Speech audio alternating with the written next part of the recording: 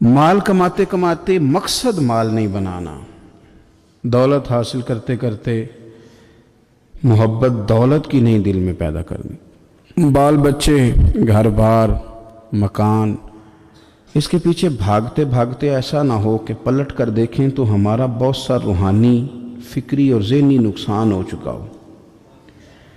بہت سارے لوگ ہم میں سے ایسے ہیں جو الحمدللہ مقصود نہیں دولت کو بناتے، جن کا مقصود رزق حلال ضرور ہے لیکن وہ اس کو اپنے ذہن پہ سوار نہیں کرتے، صرف دولت کی ہو کے زندہ نہیں ہیں، وہ اللہ کے بندے بن کے زندہ ہیں، رسول اللہ صلی اللہ علیہ وسلم کے غلام بن کے فخر محسوس کرتے ہیں۔ دولت کی طرف جتنی زیادہ ہماری توجہ ہو گئی ہے اور مال کی جانب جتنا زیادہ ہمارا ذہن ہو گیا ہے، سارے رشتے مال میں تلنے لگ گئے ہیں، ہر چیز کو اسی عینک سے دیکھا جانے لگا ہے۔ اللہ تعالیٰ نے قرآن مجید میں ارشاد فرمایا کہ یا ایھا الذین آمنوا لا تلہکم اموالکم ولا اولادکم عن ذکر اللہ، اے ایمان والو، تمہارا مال اور تمہاری اولاد تمہیں اللہ کے ذکر سے کہیں غافل نہ کر دے۔ اولاد بھی تمہاری ہے، مال بھی تمہارا ہی ہے، رہے گا بھی تمہارے پاس، لیکن اس کی موجودگی میں غافل نہ ہو جانا، غافلوں جیسی زندگی نہ بتانا۔ جو لوگ سڑک کو منزل بنا لیتے ہیں وہ رستے میں رہ جاتے ہیں۔ سڑک جو ہوتی ہے وہ راستہ ہوتی ہے، منزل نہیں ہوتی۔ یہ جو رزق ہے، دولت ہے، مال ہے، اولاد ہے، یہ تو سارا رستہ ہے اللہ کی طرف جانے کا، کہ تھوڑا سا رزق حلال کمائیں، کمر سیدھی ہو جائے اور پھر ہم اپنے رب کریم کی عبادت کریں۔ ہم رزق حلال کمائیں تاکہ ہم ہاتھ پھیلانے سے بچیں اور ہم اللہ کے بندوں کی ضروریات کا خیال کریں، دین کے کاموں میں اپنے آپ کو مشغول کریں، کچھ نہ کچھ اپنا حصہ پیش کریں۔ یہ مقصود تھا، یہ منزل نہیں، یہ تو صرف ایک رستہ تھا۔ ہم نے اب کیا کیا ہے کہ یہی چیز ہماری منزل بن کے رہ گئی ہے۔ رات پیسے گننا، سویرے اٹھ کے پھر گننا شروع کر دینا، پیسوں میں رشتوں کو تولنا، پیسے کے ساتھ ہی اپنے آپ کو ہر وقت لگائے رکھنا، الجھ کے رہ گئے ہیں لوگ، الجھ کے، اور پھر کوئی بندہ جیت نہیں رہا۔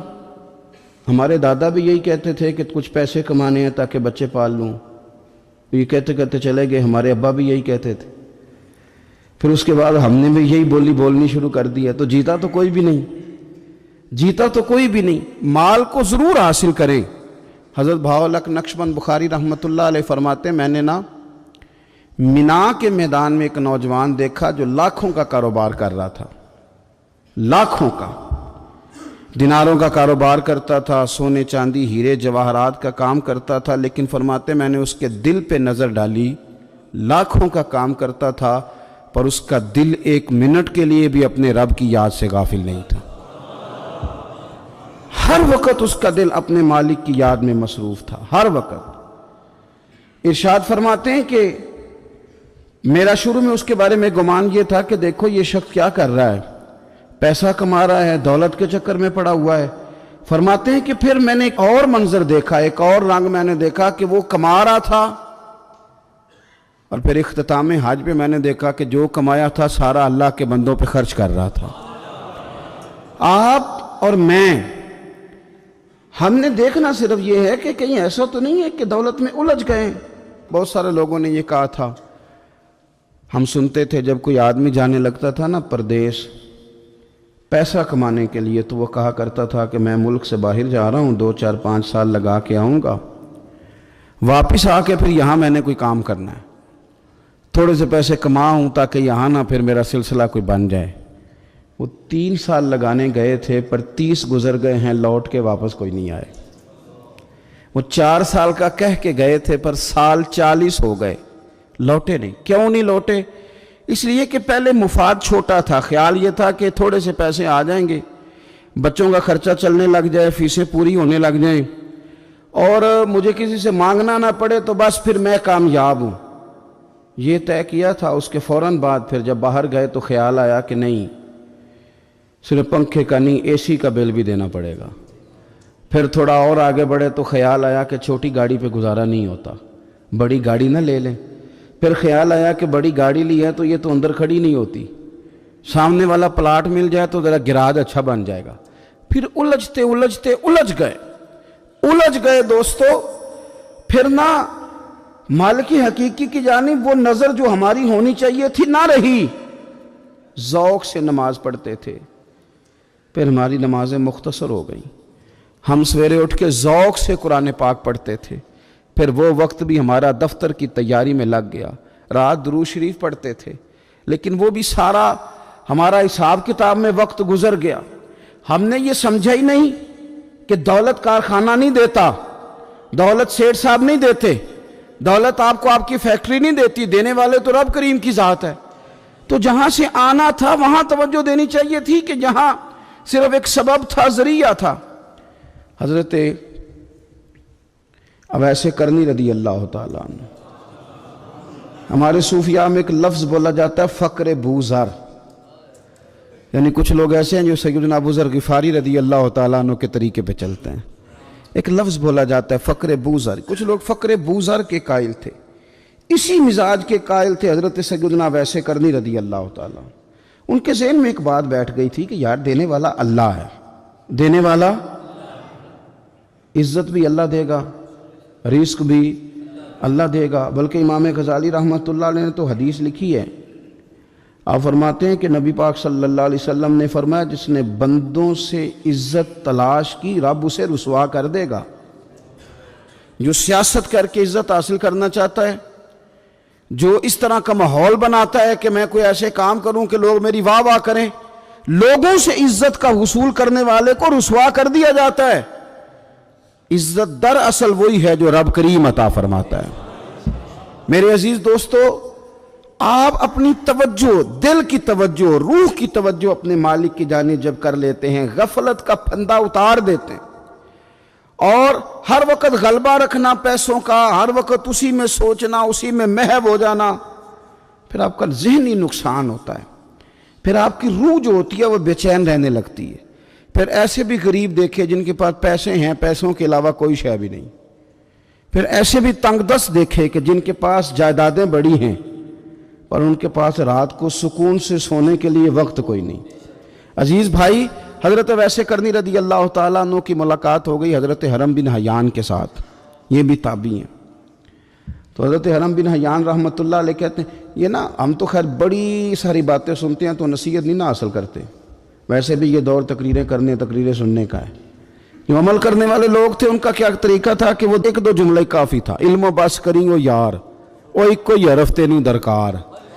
جملہ ایک بھی تیرے لیے کافی ہے، لیکن شرط یہ ہے کہ تو عمل کا ارادہ رکھتا ہو، تیرا خیال ہو کہ عمل کرنا ہے. وہ لوگ نا مختصر سی باتیں کرتے، مختصر سی نصیحتیں کرتے، لیکن وہ عکس جلدی کرتے، اس میں سے اپنے لیے خیر جلدی تلاش کرتے. حضرت حرم بن حیان کی ملاقات ہوئی حضرت اویس کرنی رضی اللہ تعالیٰ عنہ کے ساتھ. تو حضرت حرم بن حیان کہتے ہیں میں نے عرض کی حضور میں کسی ملک میں جا کے رہنا چاہتا ہوں، کہیں سکونت اختیار کرنا چاہتا ہوں، یہاں سے ہجرت کرنا چاہتا ہوں، تو مجھے کوئی آپ مشورہ دیں میں کہاں جاؤں. تو فرماتے ہیں کہ میں نے جب یہ سوال کیا تو حضرت اویس کرنی نے مجھے اشارہ دیا، فرمانے لگے ملک شام چلا جا. کہتے میں نے اگلا سوال کیا حضور وہاں جا کے کاروبار کیا کروں گا، رہوں گا کیسے، کھاؤں گا کہاں سے. تو فرماتے ہیں حضرت اویس کرنی نے رومال اٹھایا، کندھے پہ رکھا اور چلنے لگے. میں نے کہا حضور آپ نے سوال کا جواب ہی نہیں دیا. تو فرمانے لگے جس دل کو ابھی تک یہی یقین نہیں آیا کہ روزی کون دیتا ہے اسے میں نصیحت کیا کروں. میں تجھے نصیحت کروں جسے آج تک یہی نہیں پتا کہ روزی کون دیتا ہے. تو ابھی تک اپنے دل کو پکا ہی نہیں کر پایا کہ روزی رب دیتا ہے. او خدا کے بندے کیا نصیحت کروں تجھے، تو ابھی تک یہاں اڑا ہوا ہے. تیرا جو توکل ہے وہ مضبوط ہونا چاہیے، تیرا بھروسہ اپنے رب کی ذات. تو غافل ہو گیا اللہ سے، تو نے اسباب پر بھروسہ سارا کرنا شروع کر دیا. اسباب اختیار کیے جاتے ہیں، بھروسہ رب کریم پہ کیا جاتا ہے. ہماری جو غفلت ہے نا وہ بھلا کیوں ہوئی ہے؟